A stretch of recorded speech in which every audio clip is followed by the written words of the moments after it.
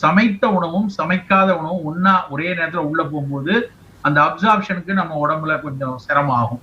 அதனால முதல்ல பழம் சாப்பிட்டுட்டு ஒரு 5 நிமிடத்துக்கு அப்புறம் 10 நிமிடத்துக்கு அப்புறம் அடுத்த உணவை எடுக்கலாம். இப்ப நாங்க வீடுகள்ல எங்க வீட்டுல பிராக்டிஸ் பண்ண காலையில ஒரு 2 துண்டு பழம், அது ஒரு வாழைப்பழமா இருக்கலாம், ஒரு கொய்யா பழமா இருக்கலாம், கொஞ்சம் பப்பாளியா இருக்கலாம், சாப்பிடலாம். அதுக்கப்புறம் இட்லி சாப்பிடணும்னு நினைக்கிறவங்க ஒரு 10 நிமிஷத்துக்கு அப்புறம் இட்லி எடுத்துக்கொள்ளலாம். அப்படி எடுத்துக்கொள்வது நல்லது. இரவுலயும் அதே மாதிரிதான். பழங்கள் தான் பிரதான உணவு. பழமே உணவா இருக்கலாம், இல்லைன்னா பழம் முதல் உணவா இருந்து அதுக்கப்புறம் ஆவியில் வந்த உணவுகளா இருக்கலாம்.